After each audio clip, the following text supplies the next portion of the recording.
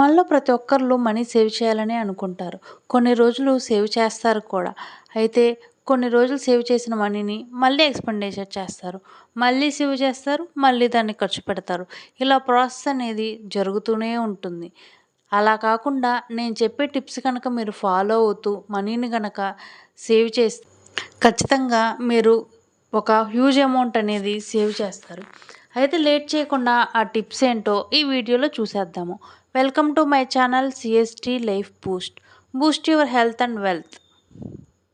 అయితే ఫస్ట్ మీరు money save చేయాలంటే ఒక గోల్ అనేది పెట్టుకోవాలి.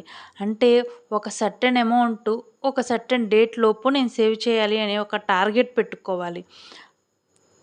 ఫస్ట్ అసలు మీరు డిసైడ్ అవ్వండి. ఎంత అమౌంట్ సేవ్ చేయాలి? ఎంత టైంలోపు సేవ్ చేయాలి?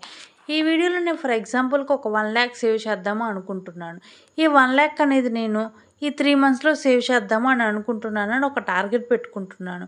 అలాగే మీరు కూడా ఎంత అమౌంట్ సేవ్ చేయాలి? ఏ టైంలోపు సేవ్ చేయాలి అని డిసైడ్ అవ్వండి. సో, మీ గోల్ అనేది క్లియర్‌గా పెట్టుకోండి. మీ గోల్‌ని ఒక పేపర్ మీద రాసుకొని మీకు కనిపించేటట్టు దాన్ని అంటించండి. అలాగే మీ ఫోన్ స్క్రీన్ మీద కూడా పెట్టుకోవచ్చు. ఎక్కడైనా సరే మీ గోల్ అనేది మీకు కనిపిస్తూ ఉంటే దాన్ని రీచ్ అవ్వాలని కోరిక బలంగా మారుతుంది. సో, ఫస్ట్ మీరు మీ గోల్‌ని డిసైడ్ అవ్వండి. అయితే గోల్ డిసైడ్ అయిన తర్వాత మీరు ఆ అమౌంట్‌ని సేవ్ చేయడం అనే గోల్‌ని రీచ్ అవ్వాలంటే మీరు కొన్ని సాక్రిఫైజెస్ చేయాలి. కొన్ని పనులు చేయాలి.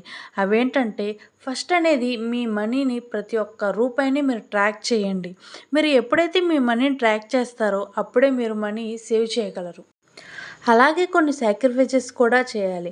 అంటే ఎక్కువ ఔట్‌సైడ్ ఫుడ్ తినడము, OTT subscriptions, impulse purchases, costly coffees, costly parties అలాంటివన్నీ కట్ చేసేసేయాలి. 50, 30, 20 బడ్జెట్ రూల్‌ని ఫాలో అవ్వండి. 50% నీడ్స్ కోసం, 30% వాంట్స్, 20% సేవింగ్స్‌కి. ఈ రూల్ గురించి కంప్లీట్‌గా తెలుసుకోవాలనుకుంటే నా ఛానల్‌లో 2 వీడియోలున్నాయి. ఖచ్చితంగా లింక్స్ ఇస్తాను చూడండి. మీ శాలరీ వచ్చిన వెంటనే సర్టెన్ అమౌంట్ అనేది ఈ సేవింగ్స్‌కెళ్ళాలి అనే ఆటో పే ఆప్షన్ పెట్టుకోండి. కంపల్సరీ సెపరేట్ అకౌంట్‌లోనే మెయింటైన్ చేయండి. ఎందుకంటే మీ రెగ్యులర్ అకౌంట్ అయితే అది ఖర్చయ్యే ఛాన్సెస్ ఎక్కువుంటాయి.